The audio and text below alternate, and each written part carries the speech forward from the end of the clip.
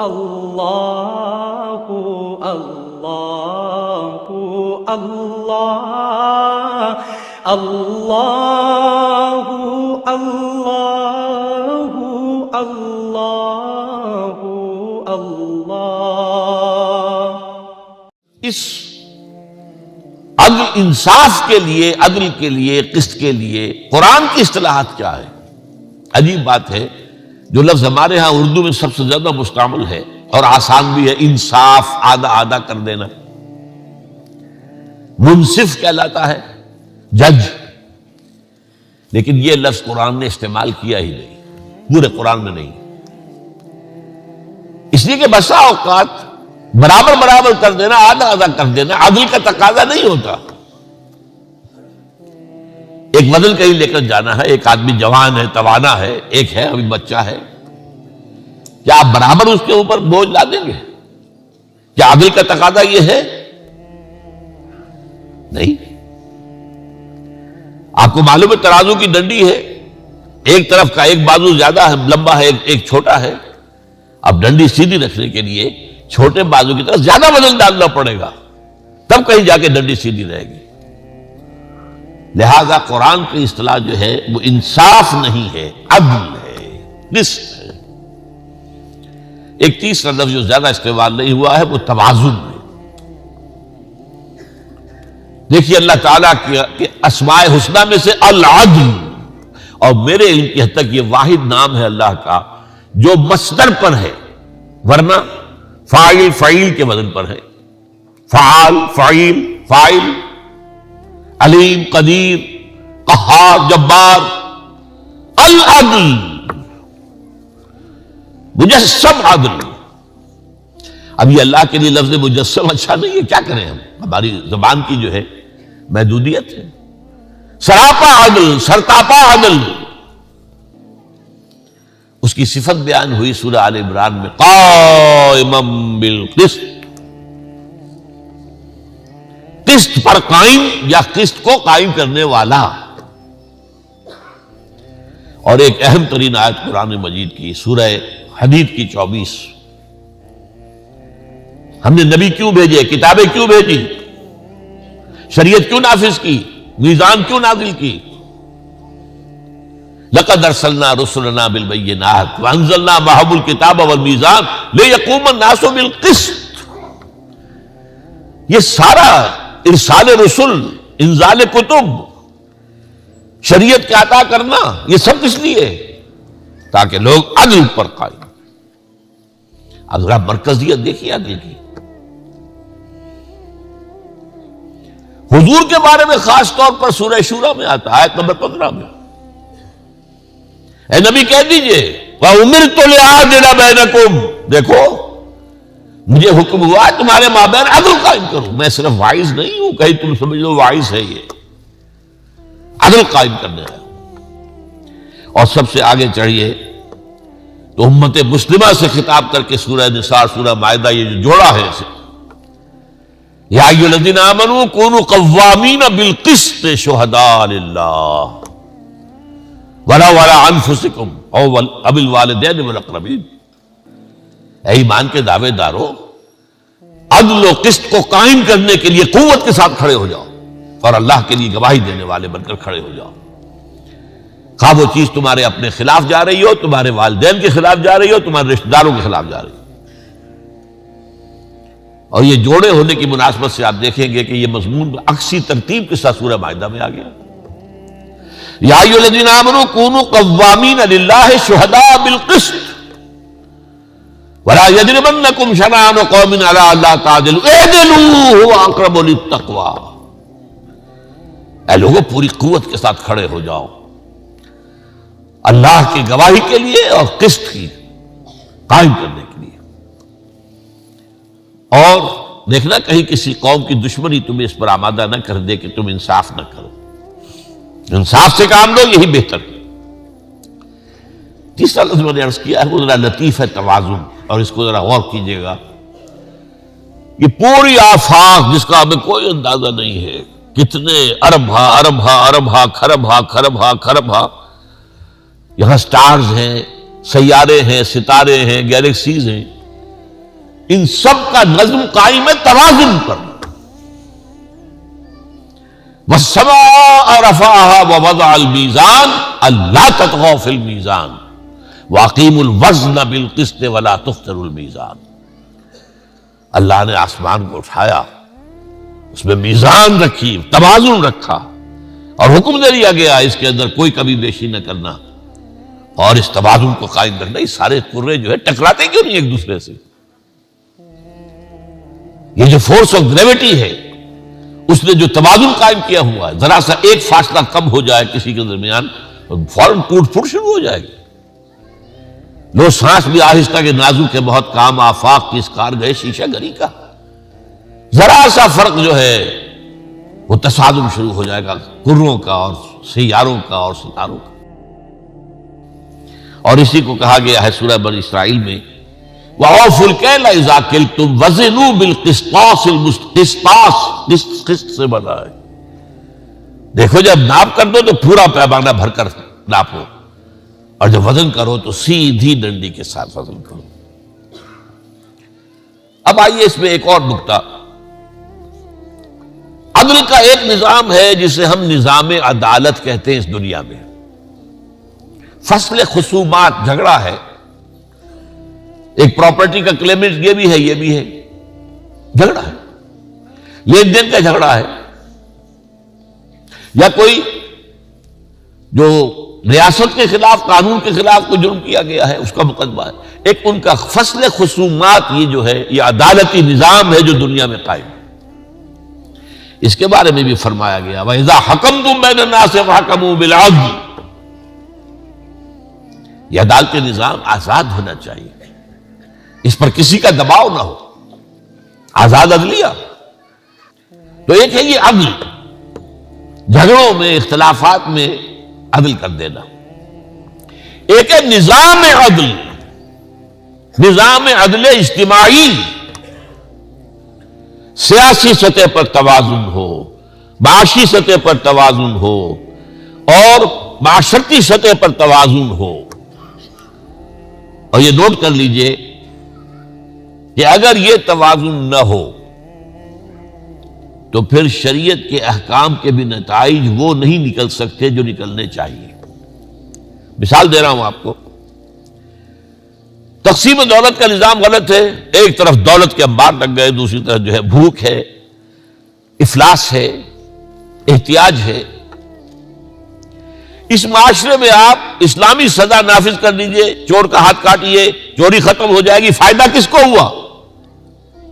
وہ غلط نظام کے تحت جو جمع شدہ دولت ہے وہ محفوظ ہو گئی. نظام پہلے بہتر ہو، نظام عادلانہ ہو، اکویٹیبل ڈسٹریبیوشن آف ویلتھ ہو، پھر یہ ہے کہ ساتھ ہی جو جس کے پاس جائز طریقے سے آیا ہوا ہے اس کی حفاظت ہونی چاہیے. اس میں اگر چور ہاتھ ڈالتا ہے تو اس کی چور کا ہاتھ کاٹیے، چوری کا استیصال کر دیجئے، ختم کر دیجئے، جرم ختم ہو جائے. تو اس اعتبار سے غور کیجئے جو اصل عدل ہے وہ عدل اجتماعی ہے جو ہمارے ذہنوں سے نکل چکا ہے. ہمارے یہاں اب بھی جو افغانستان میں بھی طالبان کو موقع ملا تھا تو ابھی عدل اجتماعی جو اسلام کا ہے اس کی طرف کوئی پیش قدمی نہیں ہو سکی تھی، انہیں موقع بھی نہیں ملا تھا. میں یہ سمجھتا ہوں، جہاں تک میں سمجھ پایا ہوں اس کی تحریک کو، اور وہ کچھ لوگوں سے مل کر، اور ملا عمر سے بھی ملاقات ہوئی اور ان کے بڑے لوگوں سے، اگر انہیں موقع مل جاتا تو وہ اسلام کا نظام عدل اجتماعی بھی قائم کر دیتے. لیکن وہ تو باطل نے دیکھا کہ یہ تو nip the evil in the bud، اس کو تو ختم کرو، ہمارے لیے تو ہمارا نظام تو ختم ہو جائے گا.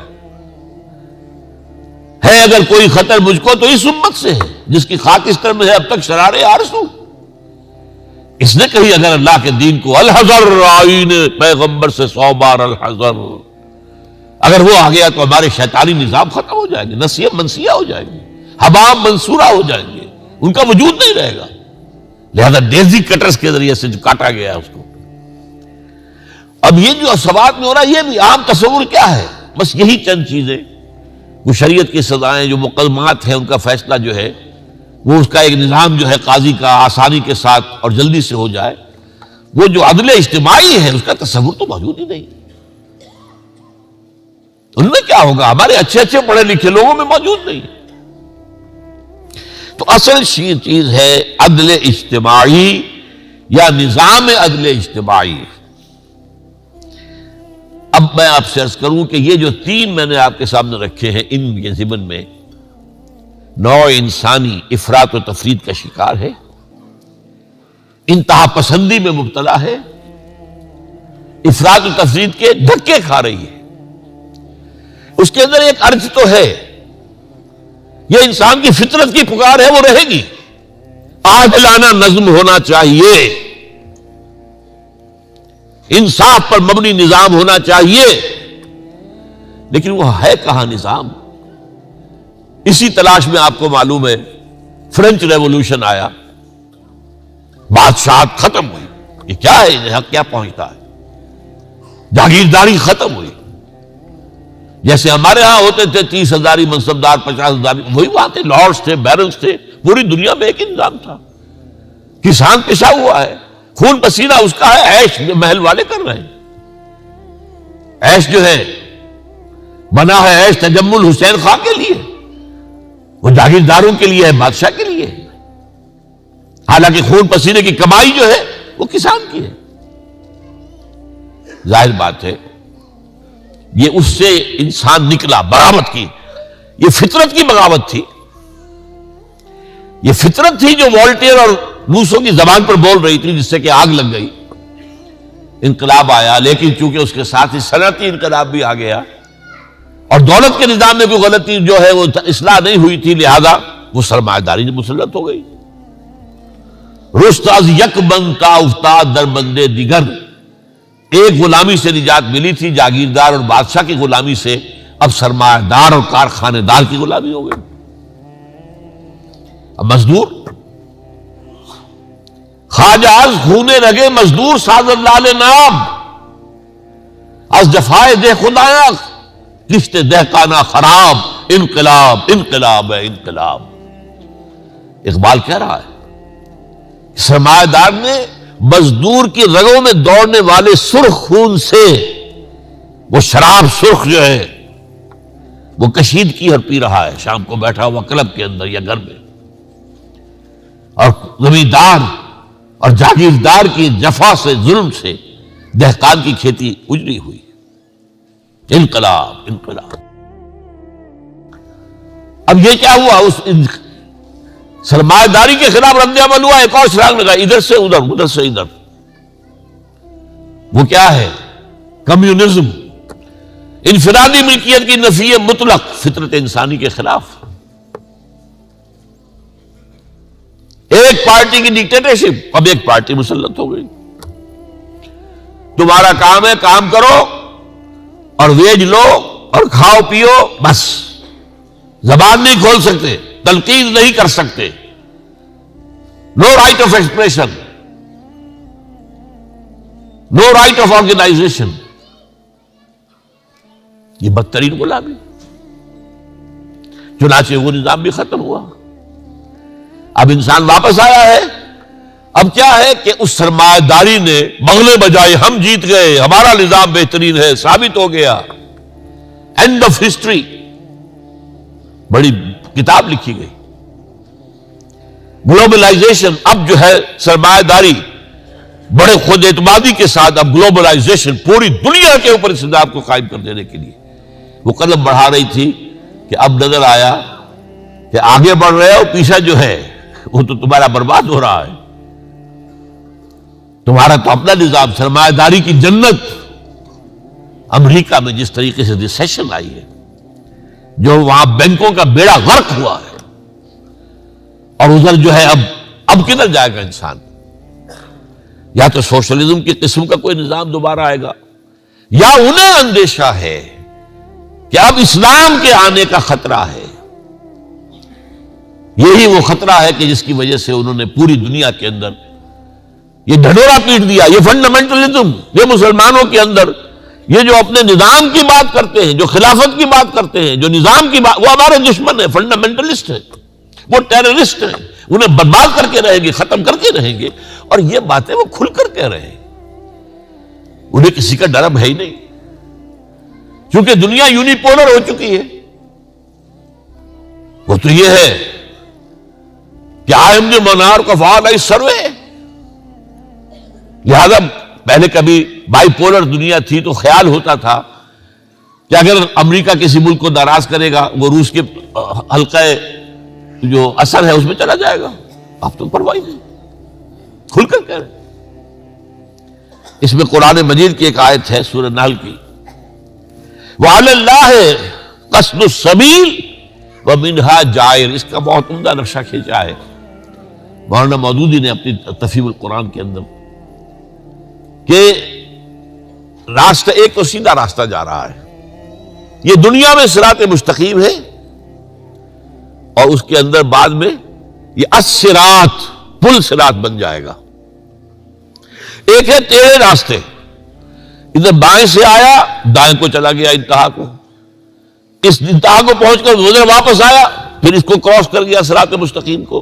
چونکہ آسمانی ہدایت سے استفادہ نہیں کرنا، لہذا کراس کرتا ہے ہر بار، وہ نقطہ عدل سے گزرتا ہے لیکن اس کو اختیار نہیں کرتا، اور یہ سارے راستے ہوتے ہوتے جہنم میں پہنچا دیتے۔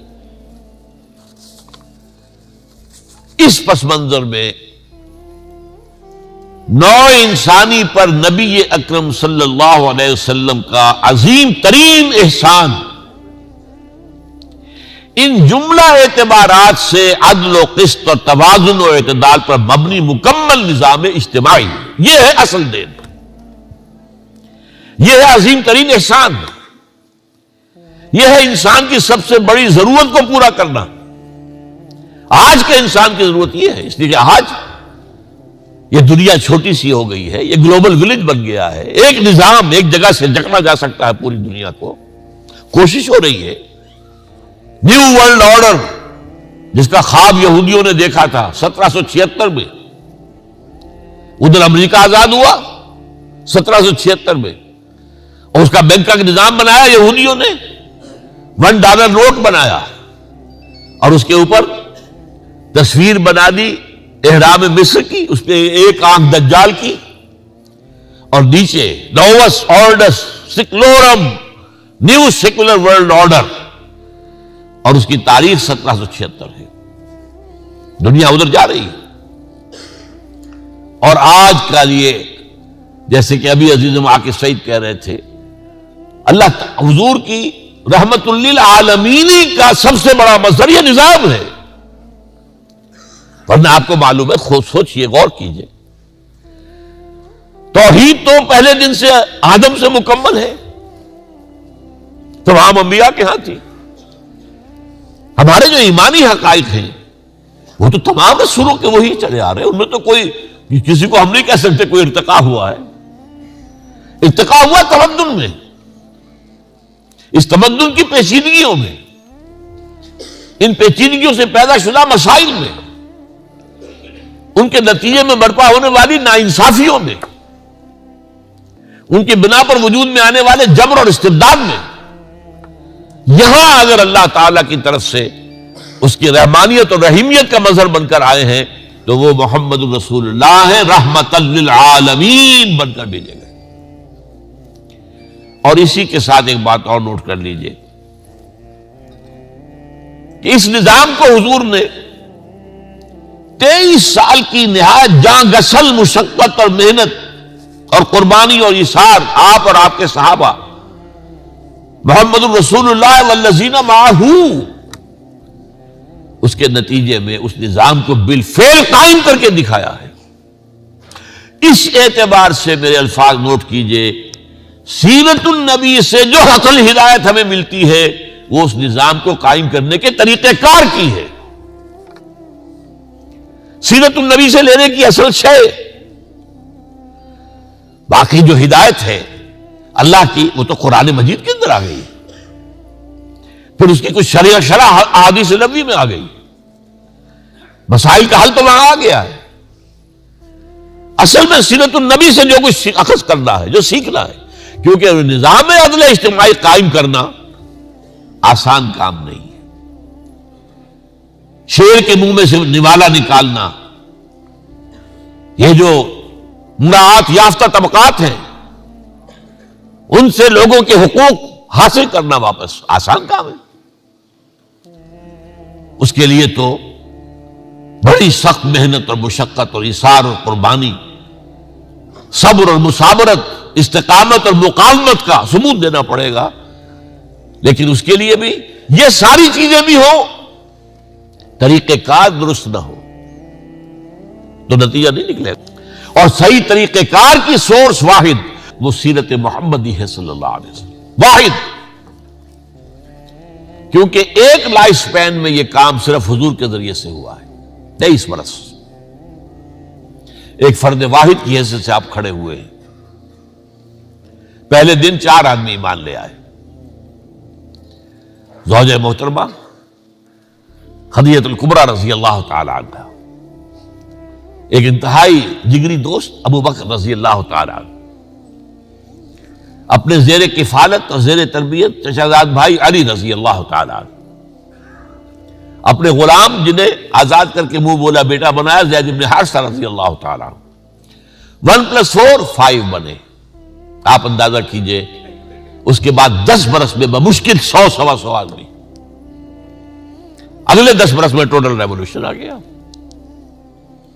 تو میں نے یہ ثابت کیا منہج انقلاب نبوی اپنی کتاب کے اندر، ریولوشن کا طریقہ کار اگر اخذ کرنا تو واحد سورس سیرت محمدی ہے صلی اللہ علیہ وسلم۔